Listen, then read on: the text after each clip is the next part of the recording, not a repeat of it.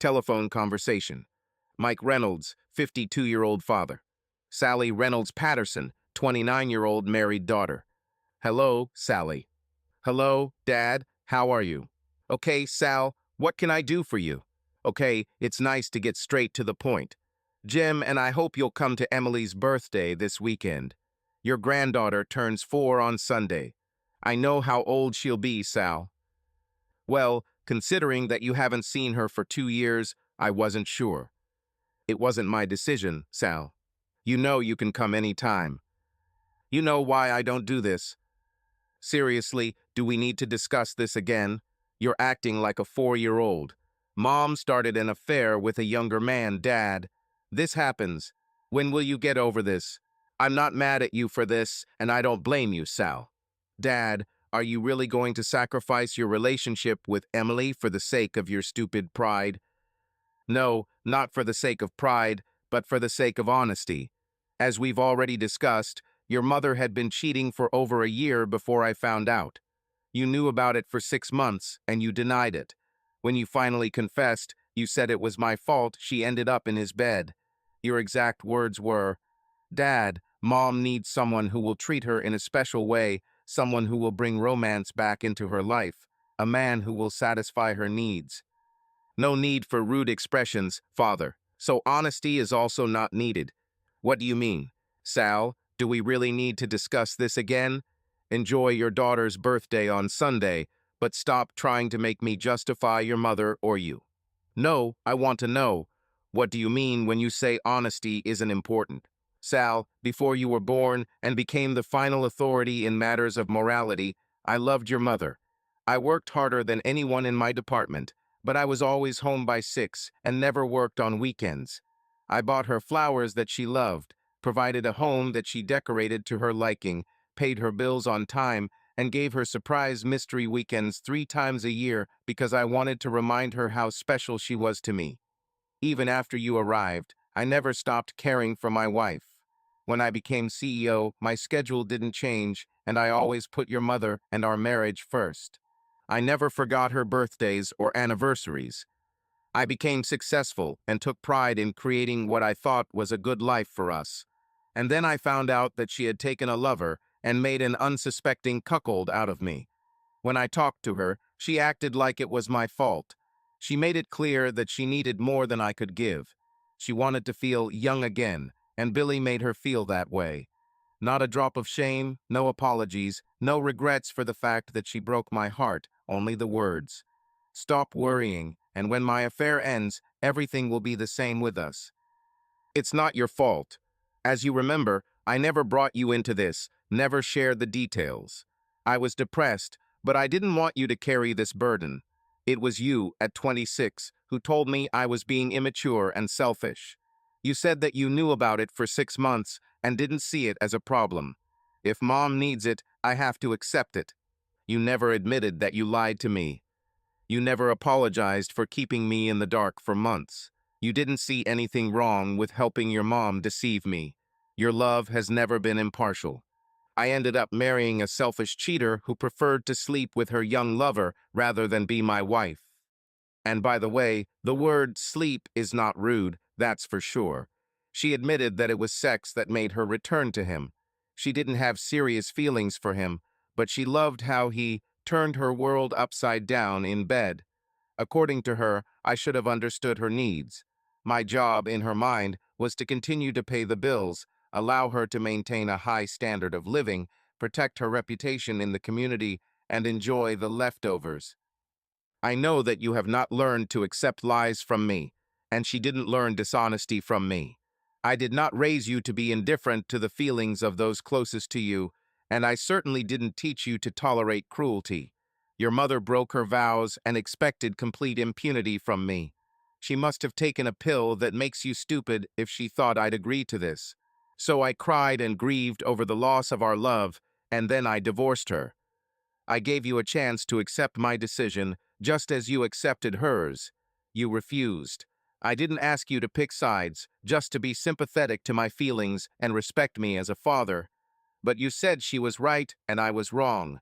I calmly asked you to consider both sides fairly, but you have already made your choice. I'm not coming, Sal, not because I don't want to see my granddaughter, but because I refuse to let anyone make me feel worthless. I won't give in to anyone, Sal, not your mother, not this Billy, not you. I will not sacrifice my self-respect for anyone because if I lose it, I lose everything. I will not tolerate deliberate lies and pretending that everything is normal. That was my answer then, and it remains that way now.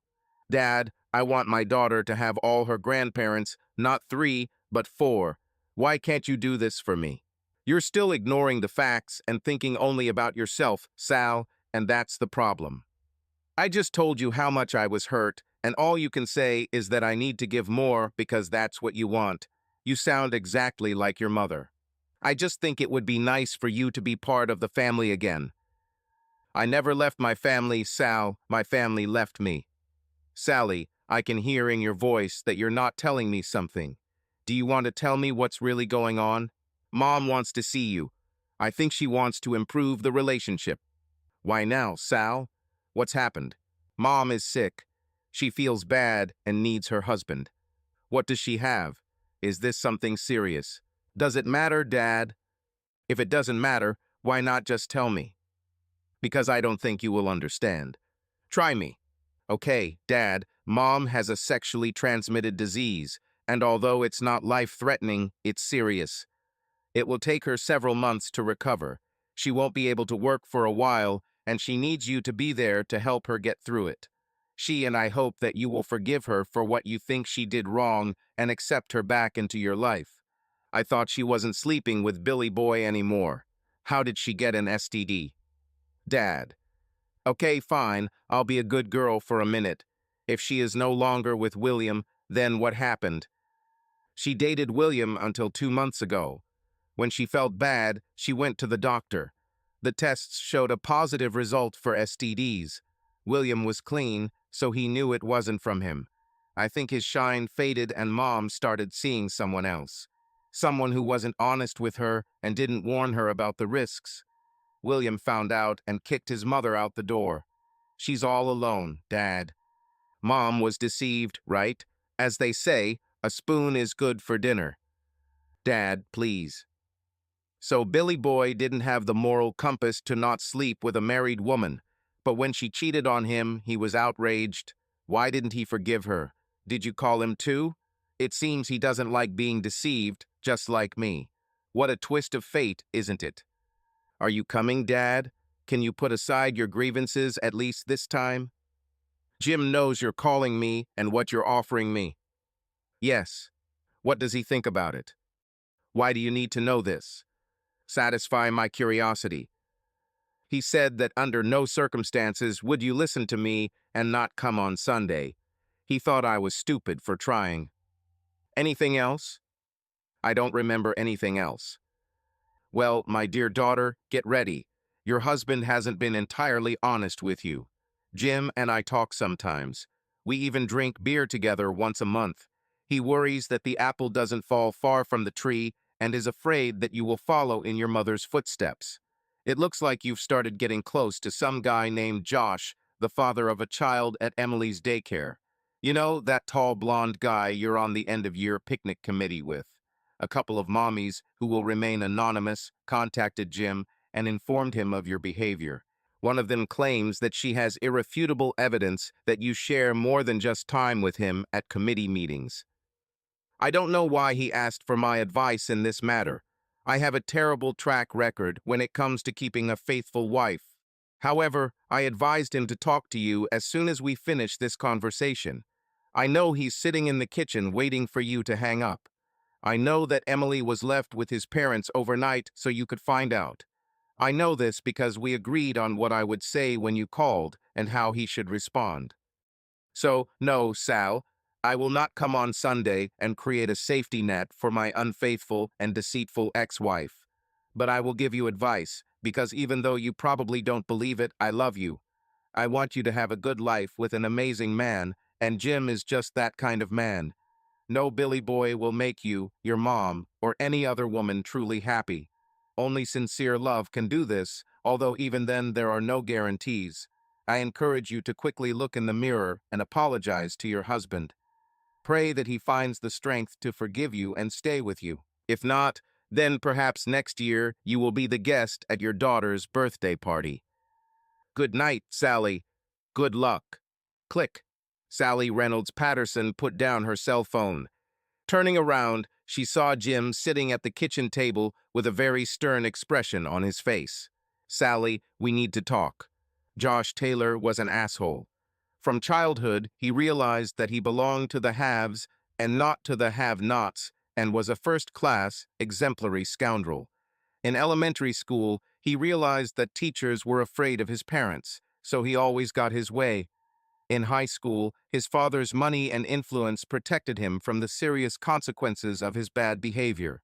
He ended up at an Ivy League university through family connections, not academic merit. His first job after university brought him a six-figure income. He married the girl of his dreams because his family's money made him highly desirable. However, there was nothing real in his soul. Josh lied as easily as he told the truth. If he wanted something that belonged to someone else, he simply took it because he could. He was lazy at work and the worst as a friend. His first thought in the morning and his last thought in the evening was himself. There was no place in his heart for anyone other than Josh Taylor. He respected his parents only because they held the wallet. He was careful about cheating on his wife Constance only because he needed to keep up appearances. He volunteered at his 2-year-old son's daycare because it looked good and offered more opportunities. The only glimmer of kindness in his heart was his concern for Connie and his love for their son, Joshua Ferguson Taylor Roman III. But this warmth also had its clear boundaries only as long as it did not interfere with his desires. Now he wanted Sally Reynolds Patterson. Sally was his son's attractive preschool mom. He met her one day in the children's drop-off line. Tall, about 5'8", with short, thick blonde hair, slender long legs, and medium to large breasts, she stood out from the crowd. Her bright blue eyes sparkled, and she had a quick wit. She looked confident, but not narcissistic, which was good because Josh, as always, wanted to use her for his pleasure, and he felt that he could easily subdue her. He wanted to sleep with her, and he knew he always got what he wanted. The fact that she was married and seemed happy didn't matter to him.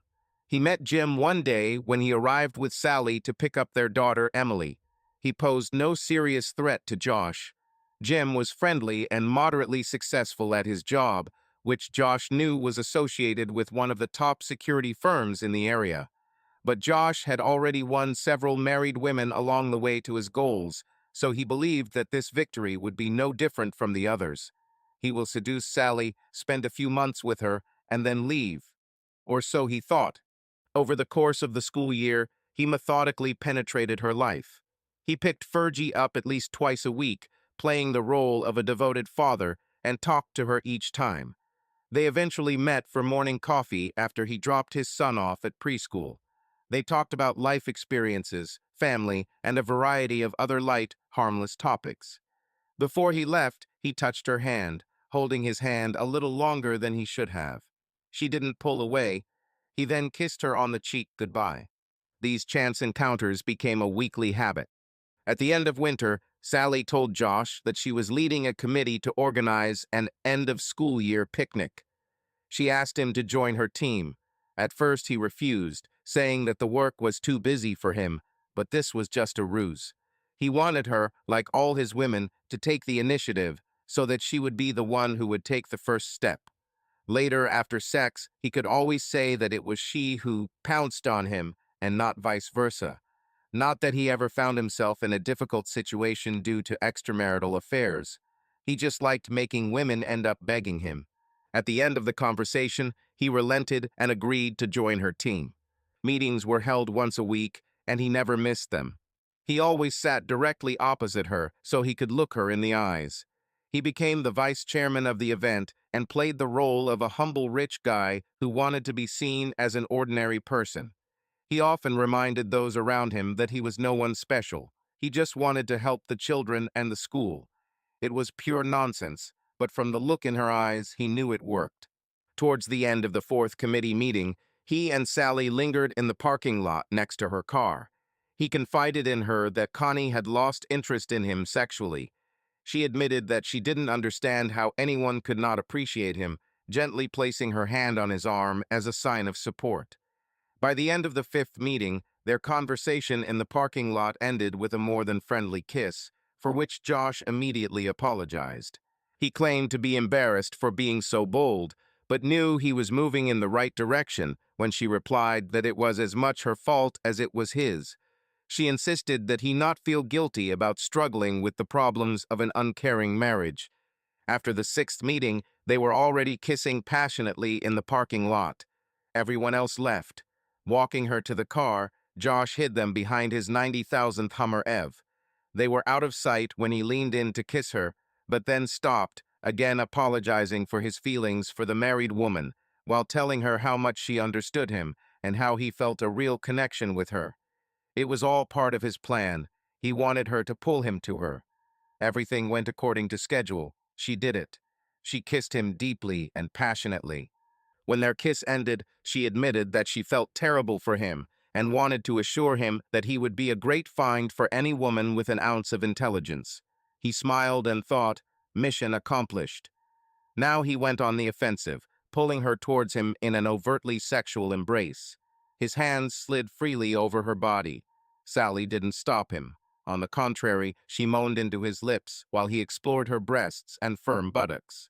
Her hand moved below his waist, caressing him through the fabric of his trousers. After a few minutes, he pulled away and said that they both had better leave before they did something they would regret. Her look expressed agreement, but also obvious disappointment. Over the next 2 weeks, everything continued in the same spirit. However, their connection turned out to be not as secret as they thought. One of the people Josh ignored because he was so used to ignoring people was Amy Sullivan. Amy belonged to the same social circle as Josh and knew about his many sexual adventures. 2 years ago, he destroyed the marriage of her good friend Tracy Mills. Amy, along with another mother, Beth Shannon, noticed what was happening and decided to do something. Both had met Jim Patterson at a school Christmas event and were impressed by him. A quiet but obviously strong and kind man, Jim, in their opinion, did not deserve to have a guy like Josh take his wife away from him.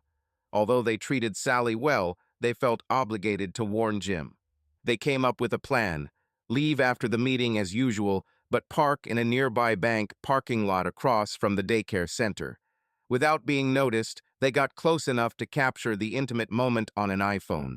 2 days later, they wrote to Jim and asked him to meet at a secluded cafe on the other side of town. They told him everything they knew about his wife's infidelity, backing up their words with records. 2 points immediately became apparent. At first, Jim wasn't surprised, but his heart was deeply hurt. Without a doubt, he loved his wife and wanted her fidelity. Secondly, Amy and Beth realized that he was not going to just leave it like that. None of them knew anything about his past, but comparing their observations, they agreed that Josh had taken on a problem too big for him. 2 weeks later, the serial cheater was, if anything, a creature of habit. Every other evening, he worked out religiously for 2 hours in a private gym. He never deviated from this routine. This is why it was so easy for Jim to carry out Operation Lucy, named after Charlie Brown's scheming girlfriend who constantly removed the ball when he tried to kick it. Lucy was meant to show Josh the high price for his interference in the Pattersons' marriage. So, 3 hours after Jim told Sally they needed to talk, Josh Taylor walked out of the private gym as usual. As he approached his Hummer, he noticed a white van with no license plates pull up next to his car. This maneuver hid everything that happened next from CCTV cameras in the parking lot. 3 men jumped out of the van. Stunned, Josh shouted, "What the hell?" But he was immediately grabbed, knocked to the ground, and a syringe with a needle stabbed into his neck. 5 seconds later, he lost consciousness. He was thrown into a van, and they disappeared as quickly as they appeared, one of the men driving off in his Hummer. 45 minutes later, and after 2 transfers to other vehicles, they arrived at a remote cabin in the foothills outside the city. Josh was tied to a chair in a windowless room. He was not tied up and his eyes were not covered. The invaders were dressed in black, including heavy ski masks and gloves that hid their faces. The only other furniture in the room was a small table with 14-inch bolt cutters on it. It's time to bring the guest to his senses. They gave him ammonia to sniff, and Josh began to come to his senses. His three captors stood a few steps away, giving him time to look around and assess the situation. Finally, he spoke. "I don't know who you are or who you think you're messing with, but you have 2 seconds to let me go or you'll regret it." None of the three answered. For several minutes, he continued to shower them with threats and curses. Finally, one of them spoke. "Are you done, Joshi?" "Why the hell am I?" He began, but didn't have time to finish. The man took 2 steps towards him and punched him in the face so hard that Josh saw stars and his lower lip began to bleed. "Wrong answer, Joshi." "Bastard," Josh spat, burning with rage. The second blow was as strong as the first. Now both lips were cut and bleeding. "We can do this all night, Joshi, or we can talk. Your choice." Josh's response was quieter, but no less venomous. "Untie me, you bastards, and I'll knock all your teeth out. Or are you afraid to fight me one-on-one? I'll tell you what, Joshi, I'll untie you, and you can choose which of us you want to compete with. If you win, we'll take off our masks, tell you who we are, and take you to the police station so you can file a complaint. However, before you make a choice, let me tell you that this will be the worst decision of your life." "Yeah, and why, idiot?" The next blow came from the second man standing on the other side of Josh. He waited for Josh to come to his senses. "Because, Mr. Taylor, if you choose this option, you will end up in the hospital with several broken bones and probably spend several weeks in a cast. You will never walk without a limp again, and the best thing that will happen to you is that you will become dependent on the painkillers you will need. And then, in a year or so, when you're better and have let your guard down, we'll just do it all over again. I advise you to calm down and listen to reason." Josh just stared at them. At this moment, the third man from the group intervened in the conversation. "I guess you will choose my friend on the left, because he is the smallest. I fought him several times. I have a 20-pound advantage and the same training. The best result I achieved was a draw. But hey, free country, the choice is yours." For the first time in his life, Josh began to feel real fear. "Okay," he snapped, trying to look brave. "I'm listening." The first man began. "Good choice, Joshi. Now here are the rules. We will ask you questions. These are questions to which we already know the answers. So this is not a contest of wits, but a test of your ability to tell the truth. In exchange, we will answer honestly. It all depends on how frank you are. Do you understand?" Josh nodded yes. "Not enough, Joshi. I need you to say you understand." "I understand." "What did you understand?" "Fuck you." This time, the blow hit the solar plexus. Josh panted for several minutes. "Joshi, I hit you with 30% force. If I really kissed you, your heart would break. Let's try again. What do you understand?" Still coughing, with the will to resist almost extinguished, Josh choked out. "I understand that you will ask me questions, and you want me to answer honestly. Right? Now, do you know Sally Patterson?" "What the hell?" Josh answered, forgetting about the rules. "One of you is her husband, Idiot Jim." The second invader struck Josh's right knee. He howled in pain as if he was experiencing a cramp on steroids. "Yes, I know Sally. She is the mother of one of the children at my son's school." "And what? What is your relationship with her?" "I'm on the planning committee with her." "This is technically true, so your left knee avoids the same fate. What else connects you with her?" Josh finally understood what he was talking about. "I kissed her a couple of times in the school parking lot." "That's also true, Joshi, okay. And by the way, we keep our word. Her husband knows nothing about our location or how this interview is being conducted. Now, what are your plans for Sally?" Josh really wanted to lie, but he knew it would be stupid. "Okay, I've been wanting to have sex with this bitch for a couple of months. Have fun and move on." "Okay, you were frank twice. How many other married women have you brought into your bed in the last 5 years since you married Connie?" The fact that they knew his wife's name made Josh realize that this was not the revenge of a jealous husband. I need to think carefully, but there were 6 of them for the discount. First and last names, please, Joshi. For the next 30 minutes, Josh laid it all out. He gave the names of the women he slept with, as well as the names of their husbands. The second man took careful notes. It turned out there were 8 of them. When he finished, the first man announced, "Okay, Joshi, now we will tell you what will happen next. Before I begin, I will say that you must follow our instructions strictly and without deviation. If you deviate even slightly from the plan, the next time we meet, it will be the last moments of your pathetic life. Do you understand?" "Yes, I understand," Josh replied. "If I stray from the plan, you 3 will kill me." "Great. So here's what's going to happen.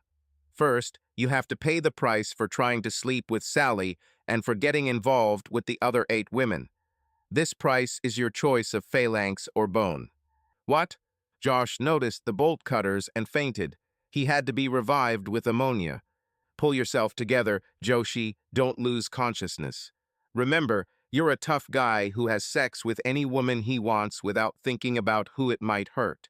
So giving away a little piece of your super masculine self shouldn't be a problem for you. We are not barbarians, Joshi. We will not cut off something else for you. This time." Josh didn't answer. "Secondly, you will pay compensation in the amount of $100,000 to each of the offended husbands. You will do this in person by apologizing for your terrible behavior. The money must be in cash. Husbands may refuse to accept them, but you must insist, explaining what this is for all the damage caused. Next, you confess to your wife all your infidelities, every single one of them.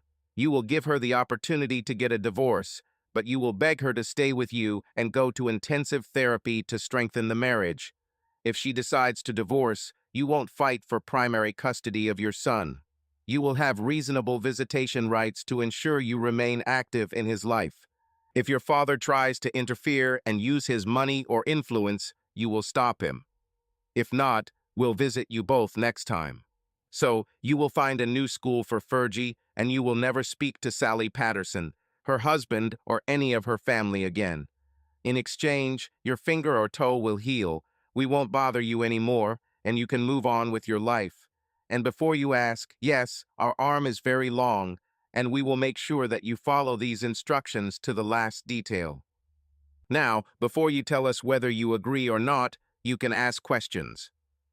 How much time do I have to find these husbands and make payments? This could be difficult, and I'm not sure I have that amount of cash on hand. Number 1 looked at number 3, who opened a small tablet.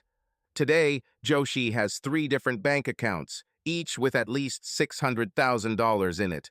More precisely, the total cash amount is $1,814,331.88. Number 1 continued. "Well, Joshi, I don't like that you're trying to get away with it. Maybe we'll take the whole finger. You have exactly 2 months, not during the day anymore. If you miss the deadline, we will know, and at some point we will come for you. Can I offer you $500,000 so you don't use those bolt cutters on me?" "Sorry, Joshi, but this is negative. If we wanted your money, we would hack your account and take it. We have enough of our own, so you will have to give a pound of flesh for your misdeeds. However, we're all pretty good at minor medical procedures, so it won't be that bad. You definitely won't feel as much pain as you caused others." He sat silently, looking at his 3 captors, aware that he could not change the outcome. Finally, he spoke. Little finger, left hand. Then he started sobbing. He wet himself moments later before losing consciousness. Josh woke up in his Hummer 3 hours later with throbbing pain in his left arm. It took him a little time to come to his senses and understand where he was, remembering what had happened. He called his personal doctor and met with him in his office. The doctor didn't ask any questions. He was paid well for this. However, as he unwrapped Josh's hand, he exclaimed, "Whoever did this is a professional. Don't worry about infection, and you will end up with very little scarring." He wrote Josh a prescription for hydrocodone and sent him home. Around the same time that Josh was recovering, a small Learjet landed at a private airport outside of Arlington, Virginia. The three men got off the gangway, shook hands, and walked over to three different cars. Before number one got into his 2015 Jeep Grand Cherokee, he sent a quick message to his former commander, "Your six is clean." 10 seconds later, the answer came, "Understood." While Josh was experiencing his transformation into a faithful husband, Jim Patterson had a very frank conversation with his not-so-faithful wife. "Sally, we need to talk." "Jim, I'm so sorry," he interrupted her. "Sorry, Sally, my start was confusing. Now I will speak for a few minutes. You will then have the option to answer or not. You may decide that you want to take the night to think about everything. That will be fine, but right now your only job is to listen. You understand?" Sally wasn't used to Jim being so persistent. She always knew he had power. He was a former military man, although he never talked about it. 6 years older than her, he never made her feel like he knew more or didn't care about her opinions. He was usually very kind and gentle with her, sometimes even too lenient to her whims or stubbornness. She nodded that she understood. "No, Sally, not a nod. I want to hear your answer." "I understand." Jim leaned forward. "Do you understand what?" His gaze was more intense than she had ever seen. Sally was truly scared by this version of her husband. "I understand that you will talk, and I will listen until you finish, and then we will decide what to do next." He leaned back. "Right." Before starting, he stood up from the table and took a bottle of water from the refrigerator. He offered one to Sally, but she refused. He sat down again, unscrewed the cap, and took a long drink. Looking into Sally's eyes, he screwed the cap back on and set the bottle on the table. His pause was deliberate. He wanted his wandering wife to feel insecure. He definitely succeeded. "Sally, in a few moments I'll ask you a question. This is a simple and direct question. This is also a question to which I know the answer. So the purpose of my question is not to find out what I don't know. This is more of an opportunity for you to start learning to be an honest person. I say start because at your core you are dishonest and selfish. We made promises to each other 6 years ago, and you broke those promises. Your father warned me about this. I should have paid more attention. As you know from the conversation you just had with your father, he is more insightful than you thought. However, now, because of your infidelity, you have my full and undivided attention. I don't know what's gotten into you, Sally. How could you be so stupid as to fall for a serial cheater like Josh Taylor? Anyone who knows him for more than 5 minutes knows he's a creep. He's slept with more married women than Charlie Sheen. I thought you had a good head on your shoulders, but obviously I was wrong. He gave you his pitiful puppy face, and you ran like a dog in heat. If I had been a less observant husband, you would have jumped into bed with him and probably contracted several sexually transmitted diseases. If you were married to an idiot, you would destroy our marriage and cause serious emotional harm to our daughter. Fortunately, I am not a simpleton and do not lack basic observational abilities. It had long been clear that you had fallen for him to make him your lover. The two women who contacted me didn't tell me anything new. I have already acted on my suspicions and found out the basic details of what you were doing. They only confirmed my growing understanding of your infidelity. Now is your chance to confess, Sally. I'm not saying that if you do this, everything will work out for us and we will live happily ever after. But if you don't make a full confession now, we're guaranteed to get a divorce so quickly your head will spin. Without embellishment, I'm not interested in excuses. No, darling, I love only you, just the naked and ugly truth. This is the only possible way forward. Our chances are slim, but for now they are there. So, my dear wife, the floor is yours. The question is, what happened between you and Josh Taylor?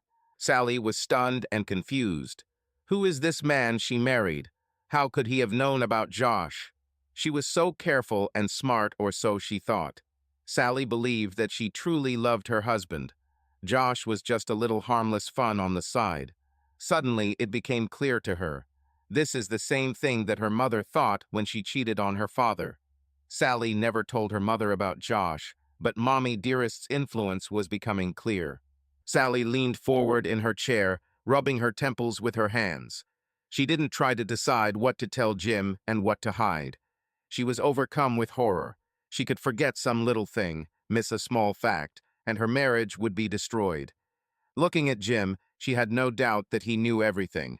She underestimated him on several levels. She felt ashamed of her actions. It was obvious that Jim was a man of character, a man not to be played with.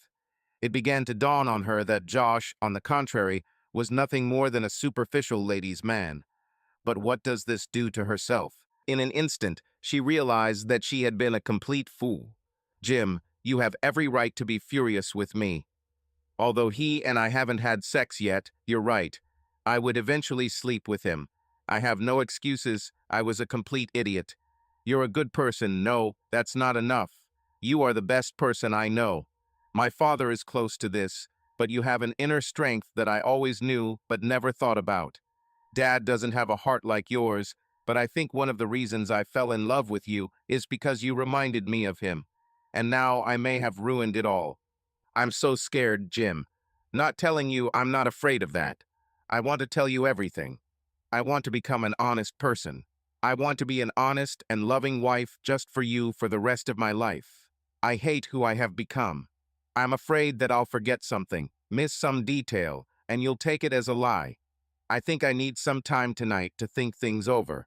I'll probably stay up all night, but I want to review every day on my calendar and write down every little detail. I want to start showing you that my heart truly desires to be completely honest. Will this do, Jim? Will you give me this night? I promise that by morning I will be ready to talk with the goal of complete frankness. Jim looked at Sally for a few seconds and then replied, Sally, I never really told you about my 8 years in the Army. It was a period of my life that had dark moments that I decided to leave behind. Perhaps it was a mistake, but one of the skills that I developed then was to identify lies from truth. I'm good at telling when a person is lying and when he's being honest.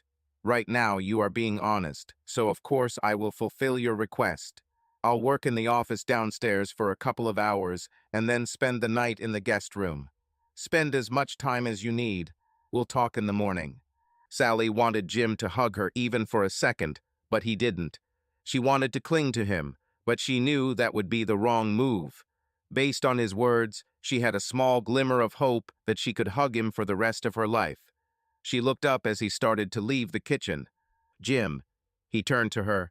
Thank you. Jim got up as usual at 5:30 am. He put on shorts and jogging clothes and walked out the door. 38 minutes and 6 miles later, he returned to his porch. Turning off the stopwatch, he made a calculation. 6.3 minutes per mile for 6 miles, he thought. Not too bad, but Sergeant Michaels would tell me off for being fat and slow if he were here. At this moment, Sergeant Michaels was on the other side of the country, cleaning his equipment after yesterday's mission in support of Captain Patterson.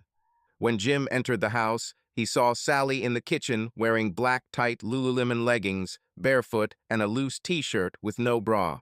Her hair was pulled back into a short ponytail, just the way he liked it, and she was wearing light makeup, just the way he liked it. Sally prepared his favorite breakfast, stuffed omelet, black coffee, and sourdough toast. Damn, he thought, she's sexy and cooks. My wife seems to be doing pretty well in counterinsurgency. He kept an impassive expression on his face. Good morning, Jim. I thought you might want to have breakfast before our conversation. If you want to take a quick shower, everything will be ready in 5 minutes. He returned after 4. Jim, I've been carefully reviewing my interactions with Josh over the past couple of months. I have checked and rechecked every aspect of my disrespect for you. She placed a piece of paper in front of him. I want you to have a copy so you can follow the progress of my story if I start to get lost. As I said last night, my goal is to tell you everything. I pray I don't forget anything.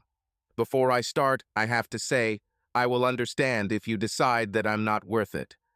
No one should have to live with a lie. No spouse should have to wonder whether their partner is faithful to them. If my answers do not satisfy you, I will not ask for a second chance. I won't try to force you to stay with someone you can't trust. Well, now I'll begin. Over the next hour, Sally poured her heart out. She started from the beginning of her infatuation with Josh. She didn't blame him or make herself the victim. She made it clear that she was not a naive girl. She knew what he was doing and answered him voluntarily. No excuses or blaming others.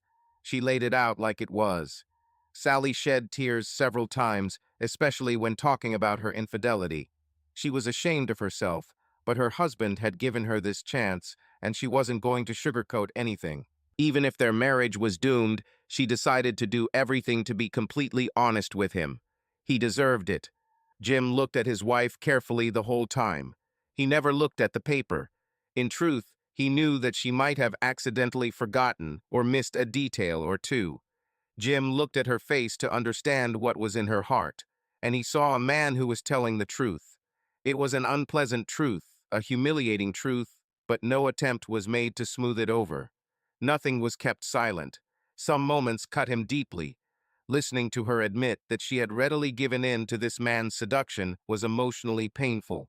But he listened, and when she finished, he realized that his wife had not deliberately hidden anything. Sally sat silently, giving Jim time to process everything. She tried to understand his reaction and guess what he was thinking, but that was not her strong suit. Captain Patterson gave nothing away. After 2 minutes, which seemed like an eternity to Sally, Jim answered. Sally, first of all, thank you for your honesty. I think you missed one conversation with Josh at the coffee shop about 5 weeks ago, but it wasn't a lie, it was an omission. Now I have the next question. What do you want? Sally's heart sank, but she tried not to show her emotions. She wasn't very good at it. Jim, I want to be married to you. You are the person I want to love for the rest of my life. I know I didn't respect you as much as I should have, but I believe that with my help and commitment, I can become the wife you thought you married. Faithful wife. She paused, but decided to add one more thing. But Jim, what do you want? This is very important to me, even if the answer hurts me. You already said it, Sally. I want a wife who loves me and is faithful to me. You're an amazing woman, Sally, but that's not enough. We have deep wounds and we need healing. We will have to change some things and deal with deep pain.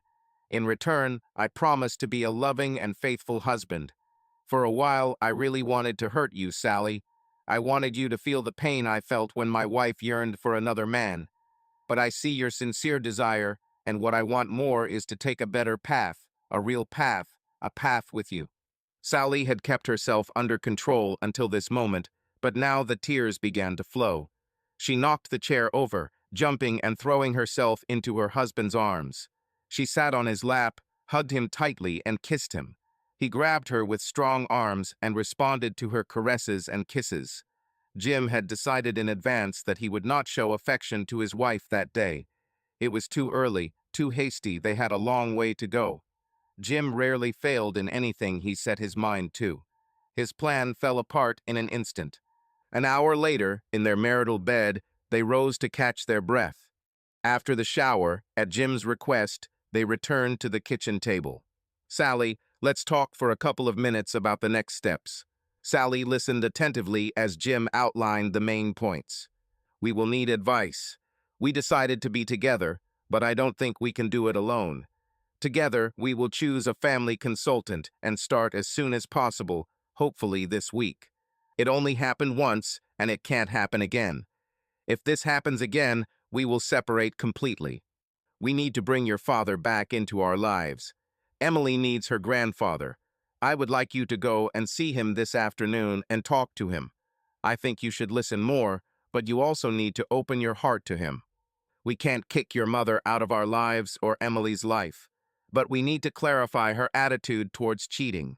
First, you need to tell her what you did and how close we came to disaster. She must understand that she helped plant these seeds, and unless she changes her attitude, her connection with us will be severely limited. It's not my job to punish her, but I won't tolerate her ridiculous ideas about the right to cheat at the expense of others. In this spirit, your mother should come by tomorrow morning to wish Emily a happy birthday, but not be present at the celebration, since your father will be there. By the way, your father took Emily away from my parents this morning, and is spending time with her. I'll go with you to him and take her home, and he can take you home when you're done. And finally, I need your word. You will be my wife. I don't want a servant or a man who is afraid to speak his mind. I need a full marriage with all its pros and cons. When I make mistakes, I want you to scold me and put me in my place, and not think that I have lost my voice due to past sins. Sally listened to every word, realizing that before them was a difficult but possible path to reconciliation. Sally smiled at her husband, her eyes shining with love and respect. Yes, Jim, everything sounds right. I'll probably add a few of my own ideas, but I'm all for it. I just have one question. What are we going to do if Josh doesn't give in? Jim grinned. I don't think that will be a problem. Sally broke into a wide smile and said only two words. Accepted. Damn, Jim thought. What have I created? Later that afternoon, as Sally began to mend her relationship with her father and Emily was asleep, Jim sent a cryptic message to the three men.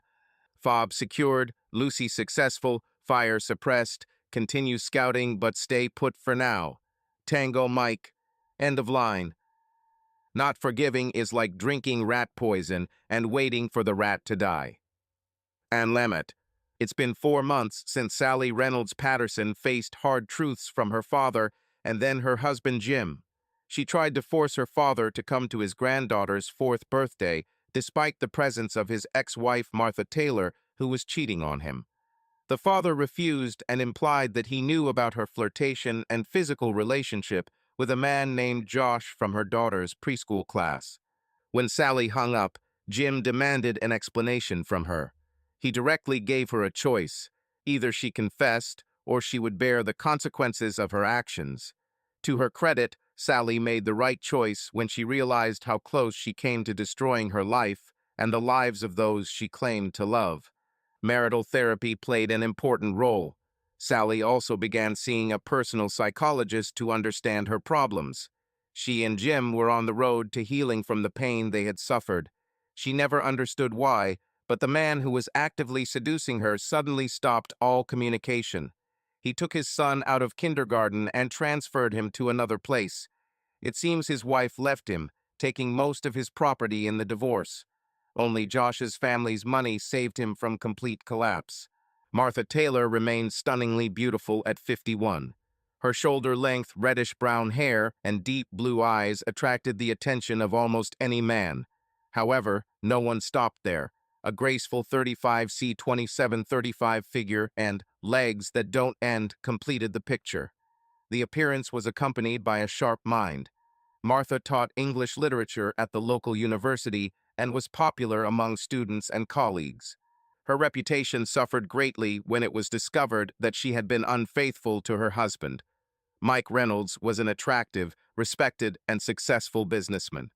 Martha began what she thought was a secret affair with a young assistant.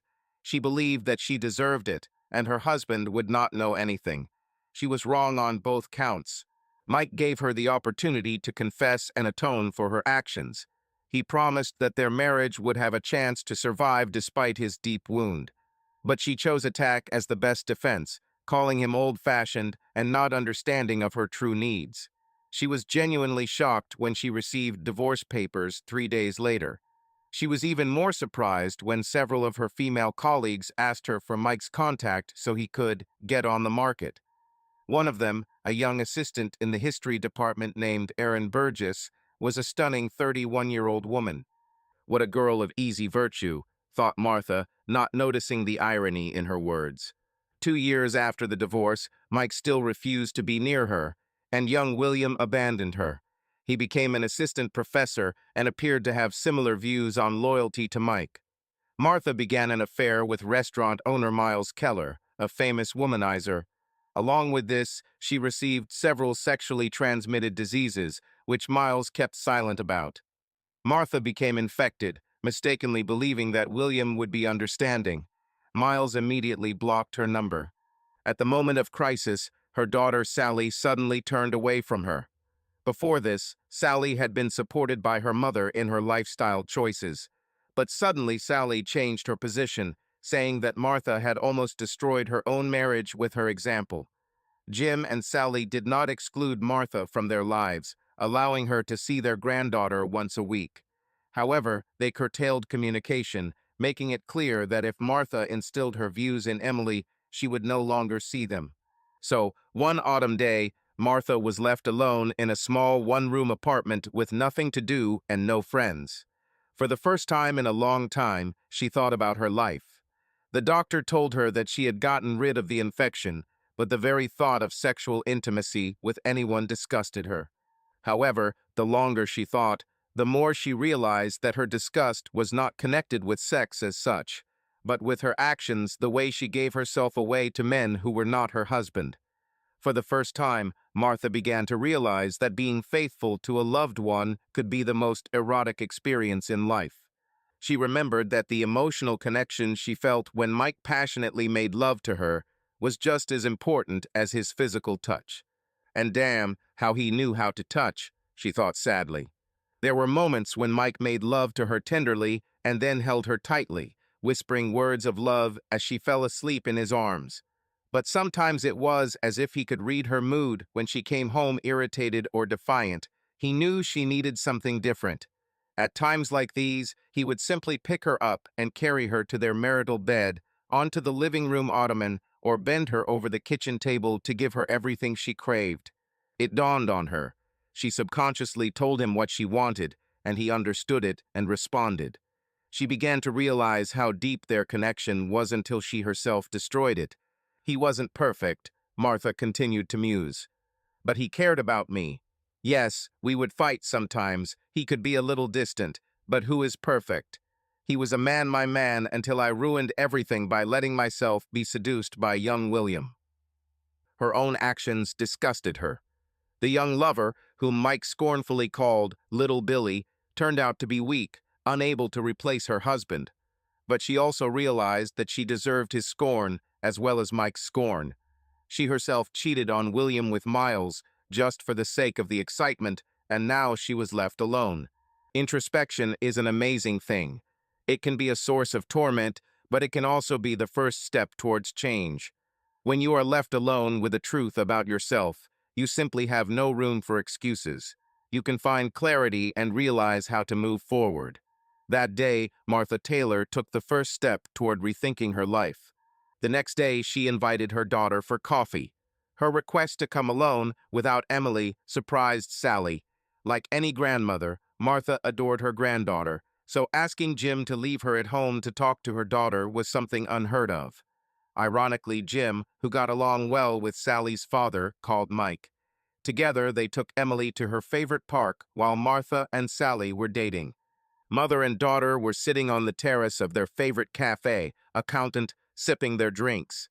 After exchanging pleasantries, they moved on to the main thing. "How are you, Martha?" Sally could always tell when her mother was worried, and calling her by her name usually brought a smile to her face and helped her relax. "Witty, honey, but can we talk seriously for a few minutes?" Sally smiled. "Of course, Mom. You just look like something heavy is weighing down on you, and I wanted to help you take a deep breath and dive into it." "Thank you. I thought long and seriously about my life and my actions. When you and Jim confronted me a couple of months ago, it hit me hard, but not enough to make me think. I just decided that your father somehow convinced you that he was right. But when I really thought about who I had become, I realized that I didn't like what I saw in the mirror." Sally sat leaning forward, listening intently without interrupting. Martha continued. "For some reason, and I still don't fully understand why, I felt like I had the right to sleep with little Billy, and Mike just had to accept it.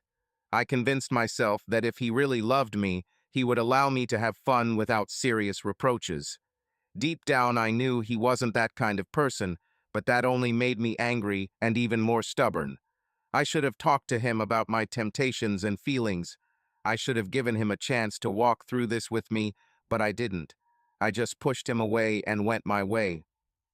When everything blew up, I quickly blamed him. I didn't even think about how it hurt him. I was fixated on my desires, my rights, and my whims. Now I realize that I behaved immaturely and like a spoiled child. The universe does not revolve around me, and as a wife, I ignored my responsibilities. I made vows in front of God, family, and friends, but I abandoned them. I was stubborn and selfish. Sometimes I thought about admitting my mistakes and begging him for forgiveness, but my pride never allowed me. No, that's not entirely true. It sounds like I was a victim. I deliberately chose to be stubborn and proud instead of keeping my promises to your father and our marriage. What's even worse is that I somehow convinced you that I was right and he was wrong. I brought you to my side not out of love or care, but out of selfishness. I wanted to intimidate him to get my way. In the process, I destroyed my marriage, deeply hurt an amazing man, more deeply than anyone should be hurt, and nearly destroyed your relationship with Jim. I'm still processing this and have a long way to go, but Sally, I'm starting by asking for your forgiveness. I hurt you and Jim. I'll ask for his forgiveness too when I talk to him, but this morning I should have looked you in the eye, told you what a fool I've been, and asked you to forgive me, your idiot mother. As soon as the words left Martha's mouth, Sally jumped across the table, spilling her coffee, and hugged her mother so tightly that she almost broke her ribs. She held it for a long time, so much so that other visitors began to look around. She didn't care. Both started crying. "Of course I forgive you, Mom," Sally said decisively, finally releasing her iron grip and wiping away her tears. "We will probably need to talk more and work through the pain in our relationship, but I'm so glad to hear your words." They sat down again and continued their conversation. 2 hours later, Sally looked at the phone. "Crap, it's almost lunch, and I told Jim I'll be back before noon." She quickly texted him that she would be home in 20 minutes. He replied that everything was fine at home and he was waiting for her. As they were leaving, Sally asked, "Mom, what about Dad?" "I have an idea on how to approach him, Sally, but I'm still mulling it over. I don't expect him to take me back. For all I know, he's probably already found someone. But I have to clarify the situation and ask him for forgiveness. I want him to know how sincerely I regret what I did.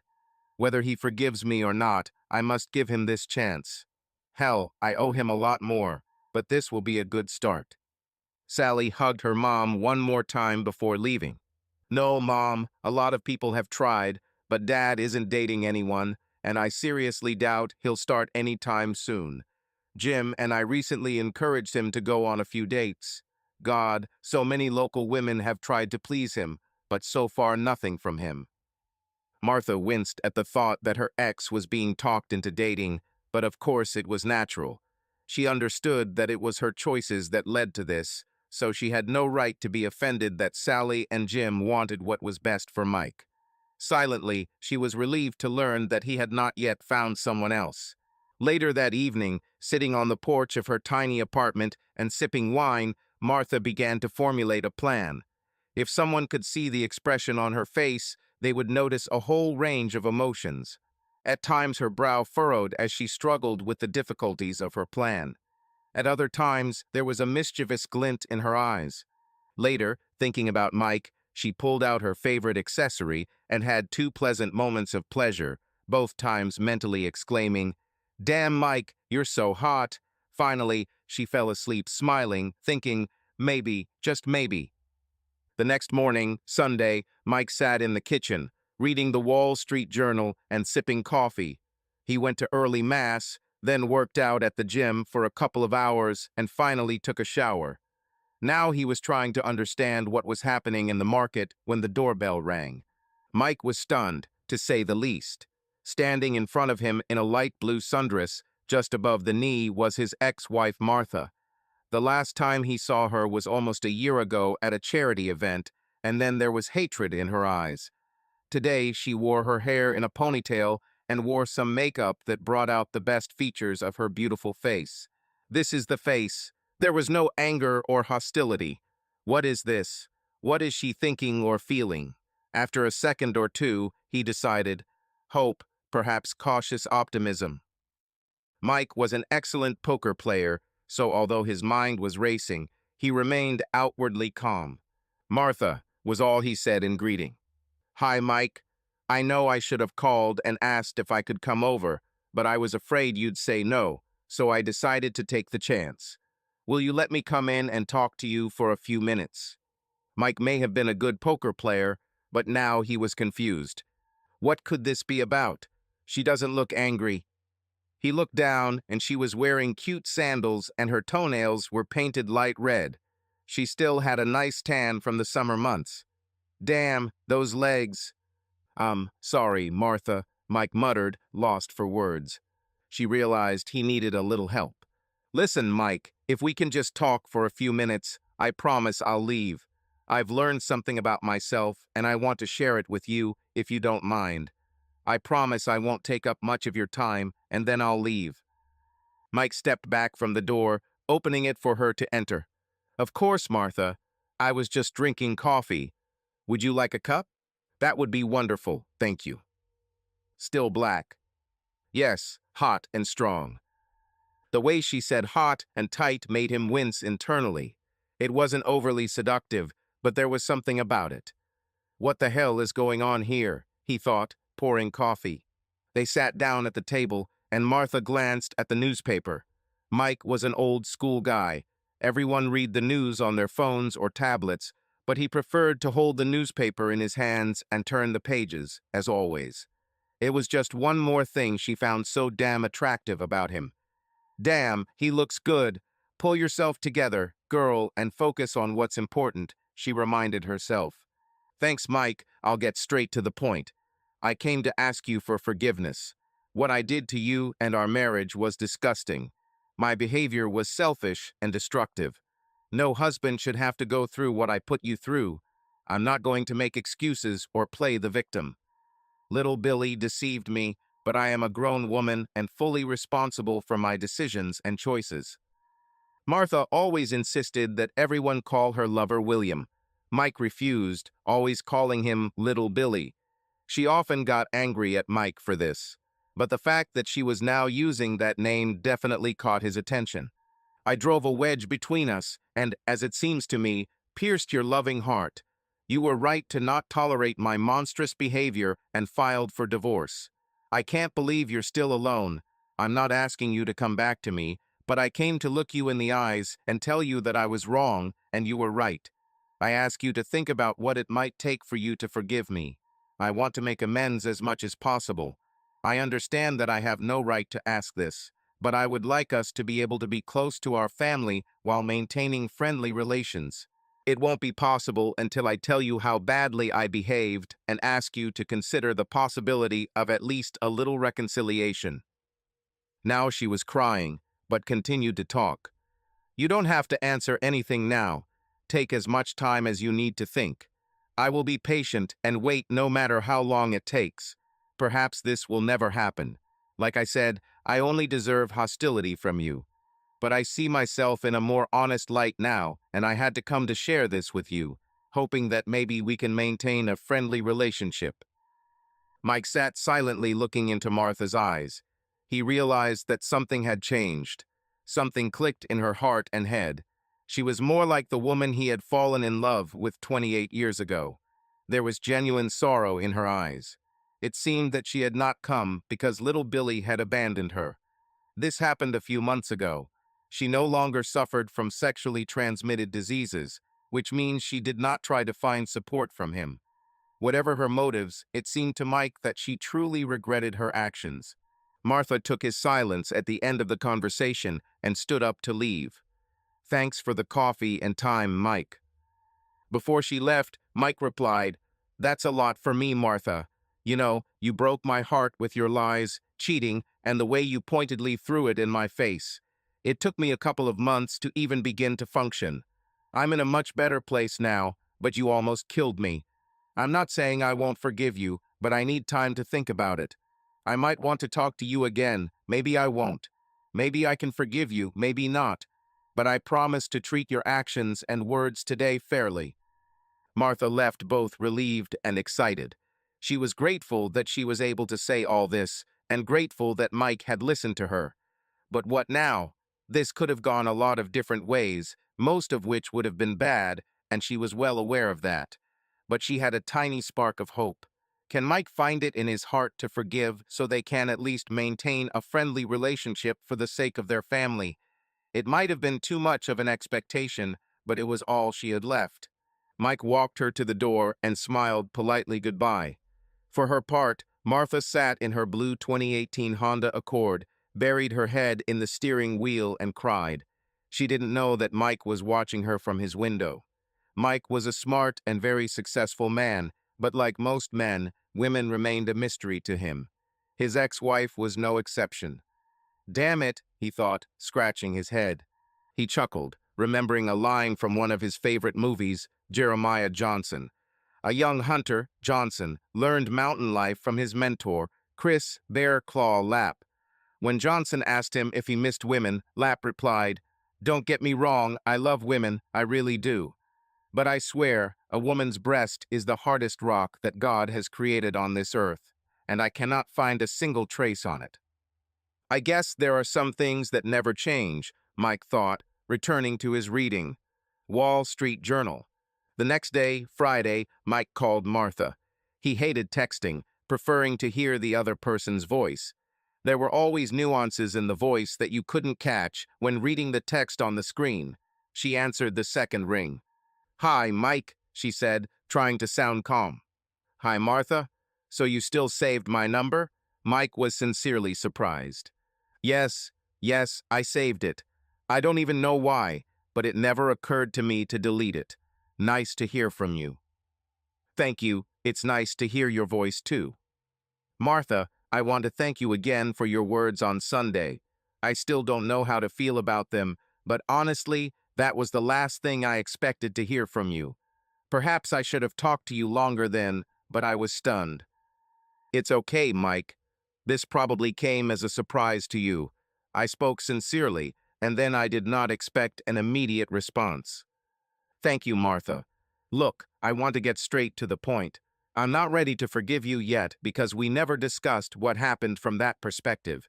You shocked me with your betrayal and demand to accept your novel.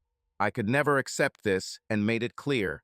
Our few attempts at conversation came from people confronting each other and trying not to lose. Now you're asking me to be part of the dialogue with you, with the common goal of forgiveness and at least minimal reconciliation. Over the past 5 days, I have experienced many emotions: rage, fear, deep sadness, loneliness, confusion, and then some. However, I have decided one thing. I want to have this conversation with you. I can't look at myself in the mirror if I refuse someone who asks for forgiveness. I don't know if this is sincere or what caused it. I don't trust you or your words yet, but if I ignore your request, I will be making a choice based on hatred, hostility, and the desire for revenge. And this is not who I want to be. So I would like to suggest the following if it suits you." Martha could barely breathe as Mike spoke. It was more than she could have hoped. His willingness to speak was like a miracle from heaven, but she tried not to be too enthusiastic. "Of course, Mike, I'm interested in hearing your proposal. I propose a series of 4 meetings once a week for the next month. Either party may terminate meetings after any of them. I think the first 2 are obvious. At the first meeting, I will come with questions and comments to you. On the second one, you will do the same. If we still talk to each other, we will decide together what the third and fourth meetings will be. I also propose to set a 2-hour limit for each meeting. I would like to devote the first 30 minutes to discussing news about family and life in general. The remaining 90 minutes are devoted to an important topic, the movement towards forgiveness. Next, I recommend finding a semi-private meeting place. This can be difficult as conversations can become tense. Therefore, you should not be completely alone. But a cafe or restaurant is also not suitable. I think one of the tables deep in the park by the lake would be a good option. There are enough people with dogs or joggers in case you get mad and try to drown me, but no one will be close enough to eavesdrop on our conversation. And lastly, I hope we can not tell the kids about this for now. As far as I know, we both spoke in general terms with Sally and Jim, but neither you nor I, as I understand it, discussed it with Michael Jr. and Pam. There's no point in attracting unnecessary attention. That's all I wanted to say. What do you think? That sounds good and right to me, Mike. To be completely honest, and please feel free to check what I'm saying, I spoke to Sally. I told her about my intention to ask you for forgiveness that morning when I asked for forgiveness for my terrible attitude towards my family. I didn't go into detail, and unless you told her yourself, she doesn't know anything about our conversations up to this point. Mike was pleasantly surprised to hear Martha express her desire for forgiveness from other family members she had wronged. Although complete restoration of trust was a long way off, if even possible, he had no reason to doubt her sincerity. There is no need to test you, Martha. I take your word for it. There's no reason for you to lie to me about this. Do you have any suggestions for my plan? Or, if you want, you can think about it and come back to me later. Today is the 27th, so I suggest starting next week. Tell me what evening suits you, and I'll adjust my schedule. I don't have any upcoming business trips, so I can be flexible. I have nothing to add, Mike, although I appreciate the opportunity to think about it. If something comes to mind that I think is worth discussing, I'll call you if that's okay with you.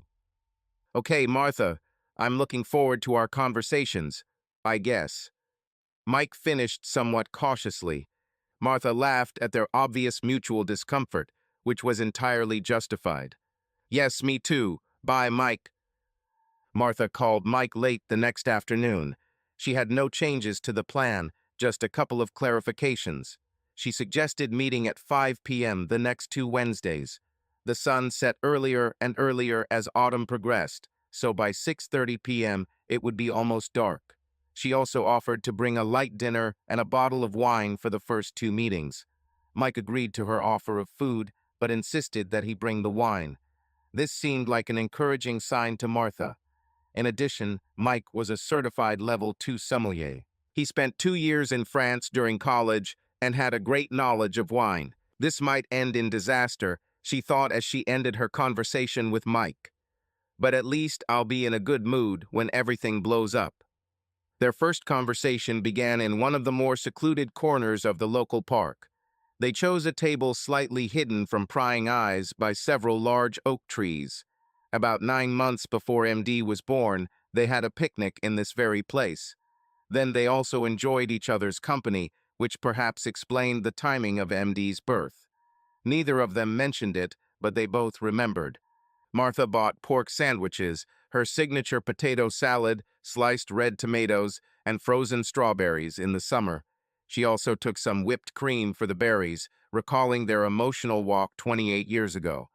If her memory serves her right, then it was whipped cream that became the reason for pranks. Mike knew Martha would likely opt for meat this time of year, so he brought a very nice bottle of Chateau Montelena 2013 Cabernet. Most of the 2010s were outstanding years for winemaking in both Napa and Sonoma. The team at Chateau Montelena have always made a great product, but 2013 was one of their best years in years. They enjoyed the meal and light conversation about the children, Emily, work, and volunteering. Both were clearly in no hurry to move on to the main topic of the evening.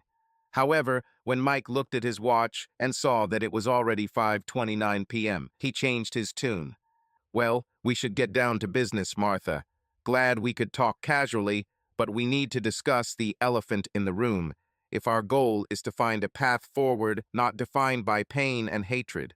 First, let me say, I am not interested in hearing the details of your betrayal.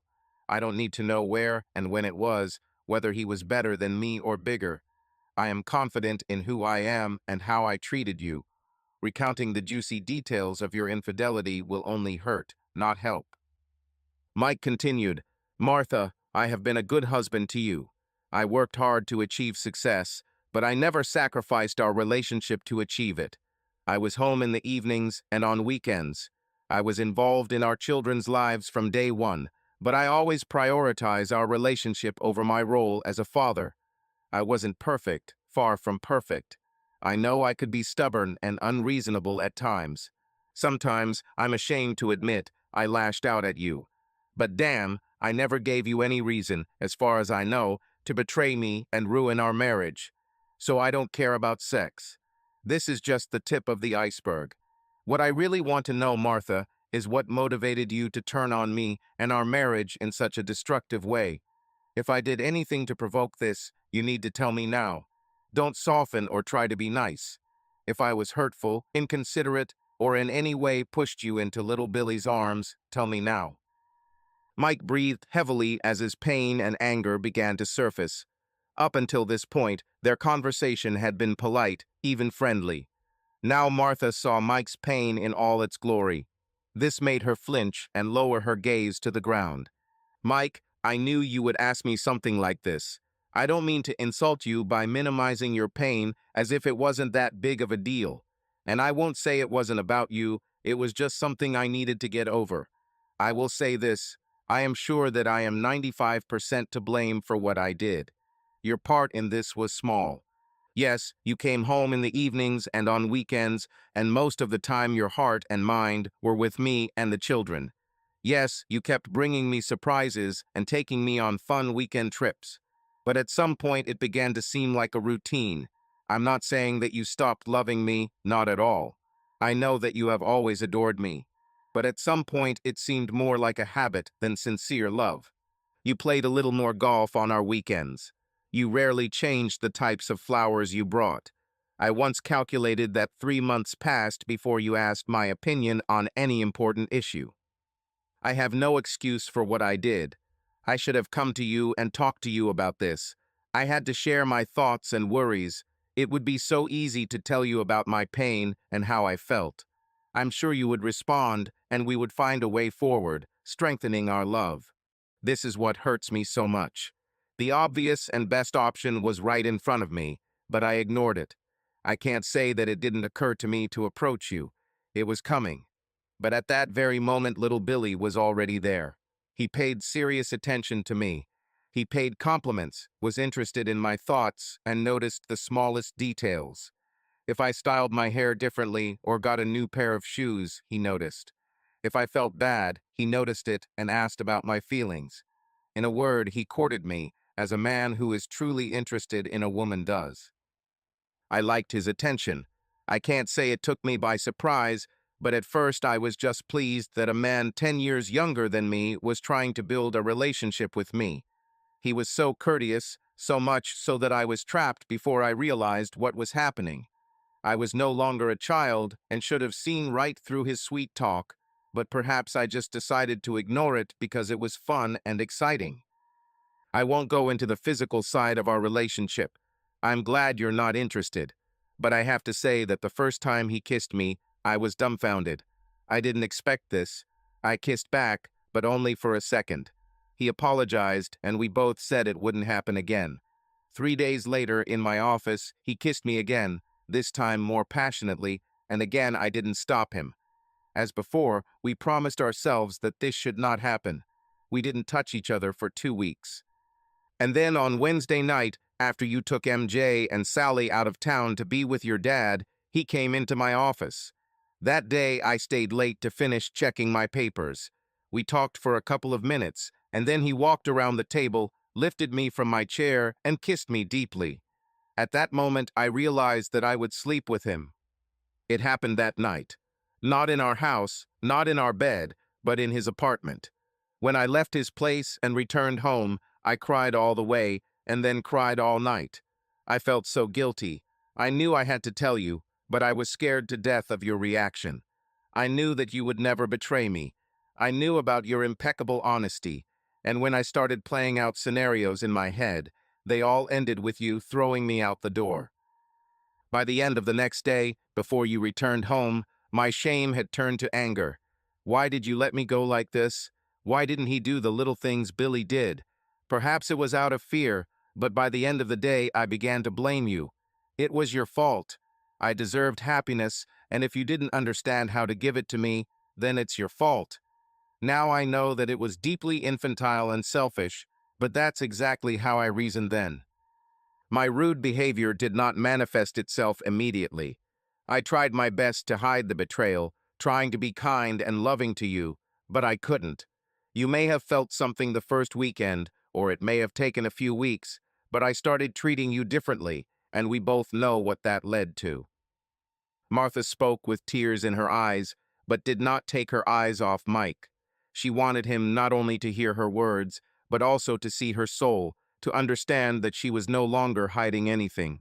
It was ugly and painful, but she was no longer going to shift the blame and lie about her double game. For his part, Mike also looked her straight in the eye.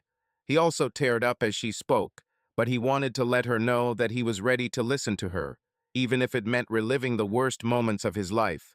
He also wanted her to know that he was not broken. He never felt that anyone was better than him. His ego was deeply bruised, but his dignity remained unshaken. Yes, he had made mistakes and had fallen short in many ways, as she had mentioned, but he was sure that this in no way justified her cheating while they were married. If he looked away or lowered his eyes, his body language would reveal uncertainty. He knew that in this case he was on the moral high ground and was not going to give up his position. I understand your words, Martha, and for now I have no additional questions. I may want to come back to this later, but for now I appreciate your attempt to tell the truth. What I would like to know is, how do you know that your current repentance will lead to real change? Couldn't it be that you're just afraid of growing old alone? You're only 51, but that's not 31 anymore. Maybe you don't really repent, but are simply afraid of being alone and see in me the easiest path to stability as you understand it. Martha was silent for a moment, considering Mike's words. Perhaps, Mike. But as far as I know in my heart, I don't think so. I wouldn't call it an epiphany, but over the past month, I've spent a lot of time digging into myself. When Jim and Sally debriefed me, I had been alone for a month and began to analyze my actions. Outwardly, I was still playing the role of a daring, liberated woman. But inside, I knew that I had done enormous damage to my soul and could no longer maintain this facade. Billy's betrayal was the final chord of my moral collapse. Billy was a shadow of the person you were and are, Mike, but that in no way excuses my behavior. His revelation and STD diagnosis left me in a deep internal crisis. I couldn't justify who I had become, no matter how hard I tried. One day, shortly after I wasn't invited to M's 4th birthday, I had a new thought. I gradually began to understand that the problem was not with men. The problem was me. No excuses, no shifting blame. I began to hate the woman who looked at me in the mirror. Honestly, the thought of growing old alone scares me. But if I am destined to face old age alone, then let it happen after I admit what I did, ask for forgiveness, and begin to restore the character that I destroyed with my selfishness. Now Mike also fell silent for a couple of moments. She gave him a lot of food for thought. He had a few more questions. What does she think a good outcome would look like? Does she plan to stay in the area long term? He wanted to know about her counseling experience and her progress. What does her advisor think about her current course? She answered each of them with the same thoughtfulness and honesty. By this point, it was dark, and Mike noticed a park ranger begin making his rounds, warning visitors that it was time to leave. Mike waved at him, shouting, "Hey, Reggie, we're getting ready. We won't be here in 10 minutes." Reggie responded, "Okay, Mike, nice to see you. And you too, Martha." When they finished cleaning and were about to leave, Mike did not take Martha's hand, but walked next to her. He wanted her to feel how truly grateful he was for the time they spent together. He helped her load her things into the car, thanked her for dinner, and opened the car door for her. He stood watching her drive away and thought to himself, "Well, Michael, that was interesting." The following Wednesday, they met again at the same place. Interestingly, when Mike arrived there at 4:30 to take their original place, he found that Martha had already arrived and laid out their picnic. It was cooler, and Martha wore a sweater over her green dress, but he also noticed that the dress was a little shorter, a couple of inches above her knees. He remembered that his ex-wife had beautiful legs. "Damn it," he sighed quietly as he approached. Martha's questions concerned how Mike dealt with her betrayal. She really wanted to ask if he found comfort in the arms of another woman, or if he was seeing anyone now, but Sally had hinted that this was not the case, and Martha knew she had no right to ask such questions. The conversation was hard. Once again, they touched upon the most painful topic in Mike's life. Towards the end of the conversation, Mike talked about the dark nights of loneliness in the first days after separation and divorce. Martha decided to take a risk. She reached out and took Mike's hands. She was slightly surprised and incredibly relieved that he didn't withdraw his hand, pull away, or ask her to stop. He accepted her hands while continuing to speak. It was starting to get dark again and Reggie would be arriving soon, so they turned their attention to the next two meetings, both agreeing that they wanted to continue. But Mike surprised Martha again. "Martha, what do you think about our next two meetings with your consultant? I am very grateful for our conversations and believe that we have made progress. However, it seems to me that we are only at the beginning of a path for which I have no map. I'm encouraged, but I don't know how to work through the deep pain to come to some kind of reconciliation. Part of my success in business was knowing when I didn't know the answers. At such moments, I was lucky to have good people nearby who helped. I think now we need to acknowledge this and seek help." Martha's heart jumped with joy, but she tried to hide her emotions. "I think it would be very useful for us, Mike. I'll call her tomorrow morning and see what can be arranged." That was the last lie she ever told Mike. She didn't wait until morning. As soon as she got into the car, Martha called her consultant and left a voicemail. The next 2 weeks were both exciting and painful for Mike. Although the counselor did not force Martha to delve into the physical aspect of her infidelity and subsequent affairs with Billy Jr. and Miles Keller, she did ask questions about attraction and physical intimacy, which made Mike uncomfortable. However, Martha's confessions included her serious disappointment in both men. According to his ex-wife, none of them were superior to Mike in any way. Mike kept a calm expression as he listened, but inside he felt some satisfaction. "She left me for something better and realized it was much worse. Serves her right." They spent most of that time discussing Billy Jr. Although the counselor politely asked Mike to stop using the diminutive name, he politely but firmly refused. "Sorry, doctor, but that won't happen." That was the end of it. For Martha, this time was a period of realizing how superficial she had been. She exchanged a gold mine for a chest full of lead. The fulfillment of her fantasy with Billy left a void in her soul, which is why she switched to Miles. With the help of a consultant, she began to make progress. After the first 2 weeks, they decided to continue. 5 sessions later, in late October, 2 days before Halloween, they met with Dr. Myers again. "It was never about Mike, was it?" Martha asked their therapist. "What do you think?" This was the doctor's standard response when she saw that a client was looking for an easy way out. "I think I used some of Mike's shortcomings to justify my behavior and avoid serious reflection. This allowed me to emotionally torture him while I myself received an indulgence for my betrayal." It seems true, Martha. Let me ask you this. If you could go back 3 years and talk to Martha, what would you tell her? "I would tell her to take her head out of her ass," Martha replied with a sad grin. "Anything else?" Myers asked kindly, indicating that more needed to be said. Martha took a deep breath and, letting out a long exhale, continued. "I would tell her that she is trading a wonderful marriage for a single life full of remorse and regrets. I would encourage her to be honest with Mike about her changed feelings and difficulties. I would remind her that neither Billy nor Miles can compare to her husband, and that betrayal is much easier to destroy than to restore trust." Mike realized that the moment of truth had come. He looked at Martha, seeing sincere remorse in her eyes, and finally he said, "Martha, I forgive you." If Mike expected a calm reaction, his expectations were not met. Martha gasped, covering her mouth with her hands, and her eyes immediately filled with tears. After just a few seconds, she jumped up from her seat and threw herself into his arms, sobbing. Mike was a big and strong man. He knew a lot about wine, but he was also a boxer with golden gloves and worked out 4 times a week. However, Martha's strong hug literally deprived him of air. She didn't say anything, just hugged him, as if afraid that he would disappear. Mike didn't say anything in response. He simply hugged Martha, allowing her to express her feelings. After a few minutes, she calmed down a little, released him from her steel embrace, but did not get up from his lap. She looked up at Mike and saw the kindness in his eyes. This kindness, so familiar, so dear, seemed to melt the last pieces of ice in her heart. Thank you, Mike. I could never have asked for this gift from you, but I am simply overwhelmed that I received it. I can't put into words what this means to me. Then Martha realized that she was sitting on the lap of her ex-husband, and she felt awkward.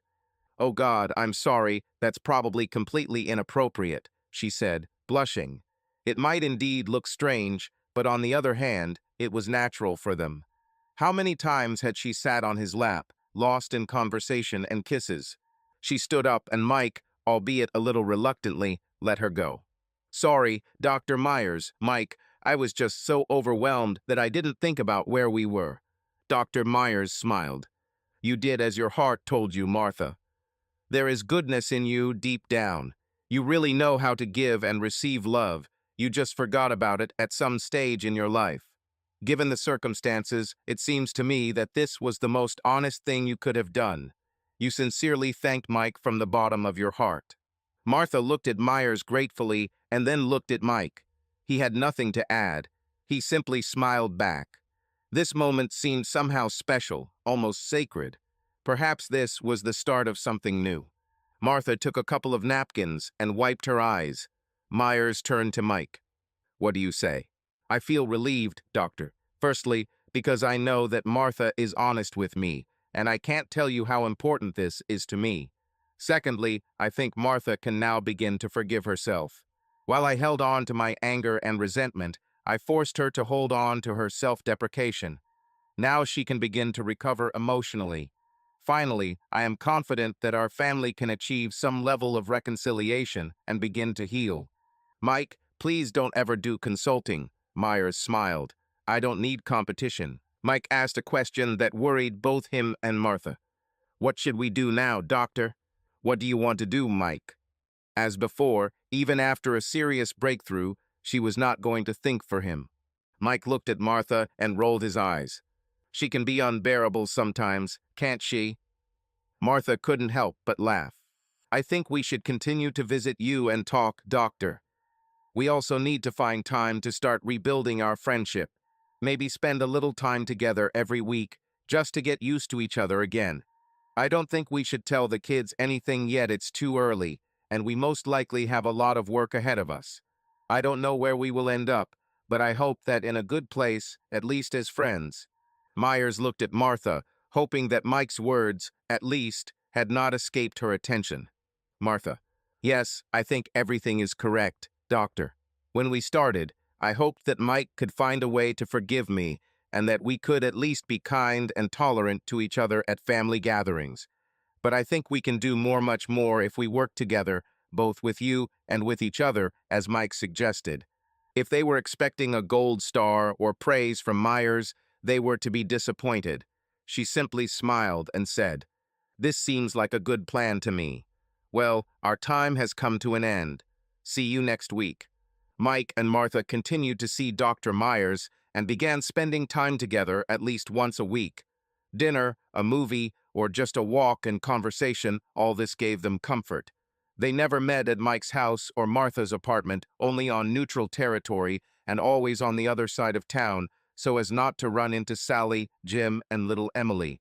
They also didn't call MJ to tell him what was going on. By Thanksgiving, their once-a-week meetings had turned into twice-a-week meetings, as well as daily phone calls.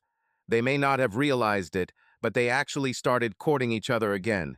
When Mike suggested not spending Thanksgiving with the kids, Martha's heart sank. Maybe her hopes were too high, but she was falling in love with him again and was sure that he felt the same way.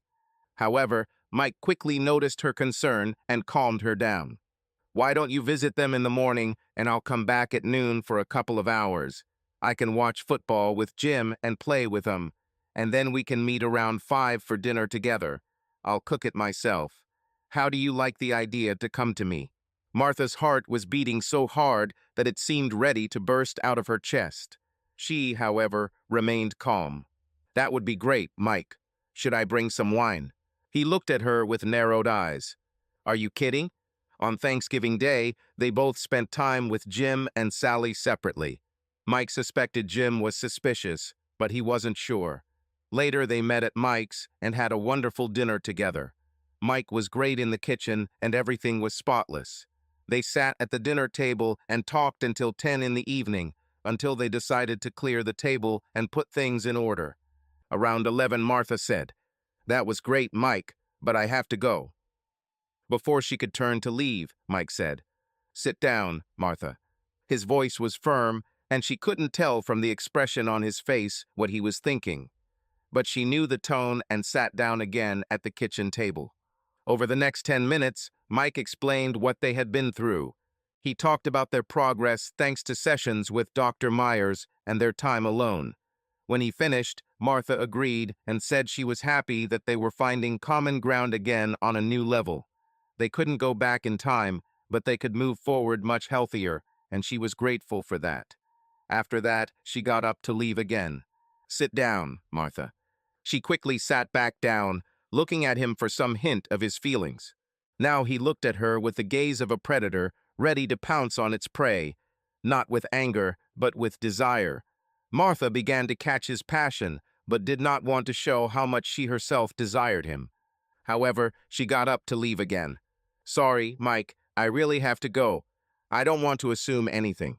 This time, Mike didn't tell her to sit down again. He rose from the table, and his eyes flashed with unbridled passion. He took her hand, feeling how she was shaking. He also felt her desire gradually flaring up. In an instant, he lifted her, but not gently, like a groom in his arms, but like a man driven by primeval force. He threw it over his shoulder. She gasped, either from surprise or from desire. Her arms waved, but she did not seriously resist.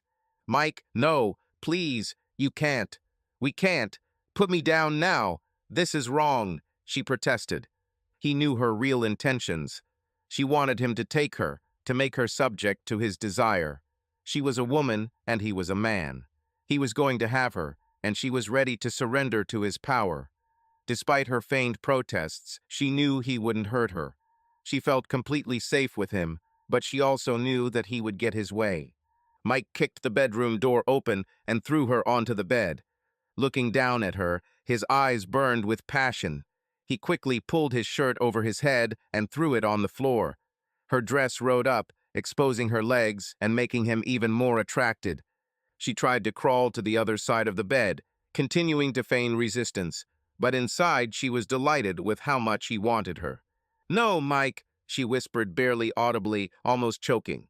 Mike grabbed her ankles and pulled her back towards him so that her legs were dangling off the bed. He sat down on the edge, pulling her onto his lap. His hands held her confidently. "You are a very bad girl, Martha," he said in a low voice. "Walking around in this provocative dress, teasing me, playing with me. Do you think I won't punish you?" His hand landed with a crash on her thigh. "Ah, Mike, stop it. You can't do this to me." She screamed, her legs kicked, but she offered no real resistance. "Oh, I can and will, Martha. It's time for you to get what you deserve." Again and again his hand slapped her thighs. She winced with each blow, her protests became weaker, turning into a hoarse moan. Her hands tried to shield her thighs, but Mike held them down, not allowing her to hide from the punishment she deserved. "Stop it, Mike, you can't. I'm a grown woman. Stop it immediately," she protested, but her voice was full of desire, hidden under a thin veil of feigned indignation. He paused, but didn't let her go. With one hand, he gently stroked her thighs. "You've been teasing me all evening, Martha. Do you think this will pass without consequences for you?" His voice became even lower, full of promise. She was breathing heavily, her body was burning. The words were lost, and at that moment she knew that she was completely in his power. "Please, Mike, I learned my lesson. Please don't punish me anymore. I'll be good, I promise." Mike stood up, holding her in his arms, then carefully placed her on the floor. Martha knelt between his legs, placing her hands on his hips. Looking at her with an evil smile, he calmly said, "Take off your panties right now, Martha, and get back on my lap." "I'm not done yet," far from done. He forced her to ask for more punishment. He was giving her a choice. She could have left in a huff, proving that she was still the evil, selfish bitch who cheated on him. If she stays, it will be only because she wants to belong to him, wants to be his woman. Martha obediently took off her panties and lifted her dress up, exposing her hips. I behaved badly. Mike, please punish me. Teach me some sense. Give me what I deserve. Treat me like the naughty girl I was. Her voice was full of longing to belong to her man. She lay back down on his lap. Mike looked at her buttocks, so elastic, so attractive. It was his buttocks, and only his, until she lost her head and lost her way. She had caused him pain that he had never experienced before, but now it was all behind her. Now she belonged to him again. The blows were firm this time, but not as strong as before. They followed 3 or 4 in a row, but were interrupted by gentle caresses. They still burned, but Martha knew Mike's anger had been replaced by pure excitement. You behaved very badly. Slap, slap. Yes, I behaved badly. Please punish your bad girl. Slap, slap, slap. Have you learned your lesson? Will you behave yourself now? He stroked her gently, lovingly. Yes, I promise that I will be good. I understand that you want to rewrite this text to remove explicit scenes. Here is a softer version. Mike picked her up and sat her on his lap, so she felt his closeness.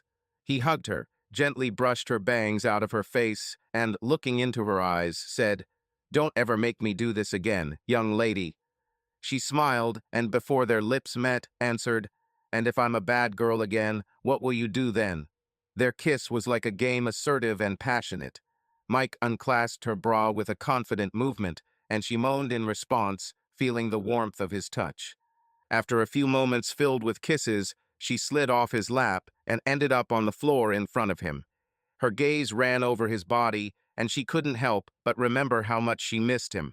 She gave in to her emotions and let her tenderness and passion speak for her. Mike placed his hand on her shoulder, letting her know they were in this moment together, until he finally relaxed, feeling their connection deepen again. He lay on the bed, covering his eyes with his forearm, trying to catch his breath.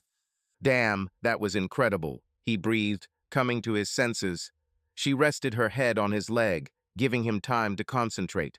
When he recovered, they again had passionate sex. "Ah," she screamed. Now Martha collapsed onto the mattress. Both were breathing heavily. "Yes, damn it," she said. "That's right, ma'am," Mike replied, recovering faster than he expected. For the next 2 hours, they gave themselves completely to each other. On the bed, bent over the dresser, in the shower, on the bed again, and even on the kitchen table when we took a water break. Somewhere around 2 o'clock in the morning, they fell asleep, in their bed. 3 weeks later, Mike was talking to his daughter Sally about Christmas. "Dad, when do you want to come to us for Christmas? I respect your desire to come without your mother. We had her over for Thanksgiving, so what's good for you on Tuesday?" "Thanks, Sally," Mike said, taking a sip of coffee. They sat in the same cafe where Sally and Martha discussed how Martha began to repent of her betrayal and her behavior with Mike. "I'd like to come in the morning. And if you don't mind, I want to come with my fiancé." Sally's heart sank. She was afraid of this moment. Dad hinted that he had someone, but he did not reveal the details. She restrained her emotions, but everything turned upside down inside. Mom will be killed by this news. Sally was worried how she would survive it. "Of course, Dad, we will be glad to meet the one to whom you gave your heart. She will always be a welcome guest here." After their meeting, Sally hurried home and told Jim everything. His calm reaction only increased her irritation.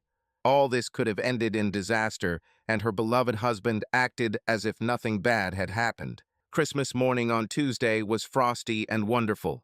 Light snow fell at night, and everyone rejoiced at a white Christmas. MJ and Pam arrived the previous afternoon. The 4 of them sat in the living room, and Sally tried to keep Emily from tearing open the presents that Santa had carefully left under the tree. There was hot apple cider on the stove, the turkey was in the oven, and everyone seemed to be enjoying the morning. But the truth was that 3 out of 4 adults were nervous. Jim, as always, looked unperturbed, which irritated Sally even more. At exactly 8 o'clock in the morning, the back door opened and Mike's voice was heard. "Merry Christmas, everyone. Come on, honey, it's time to meet the family." Mike walked in first, beaming with joy. Martha entered immediately behind him, a new wedding ring sparkling on her ring finger. "Merry Christmas, everyone." MJ and his wife were stunned. Jim smiled from ear to ear. Sally fainted, and Emily took the initiative into her own hands and exclaimed, "Grandfather, grandmother, look what Santa brought." "Santa, really?" Martha thought as she hugged her family. Subscribe to our channel so that your love doesn't cheat on you, and go ahead and listen to the next story, because this story is nothing compared to the next one. If you're under 18, don't even think click to the next one.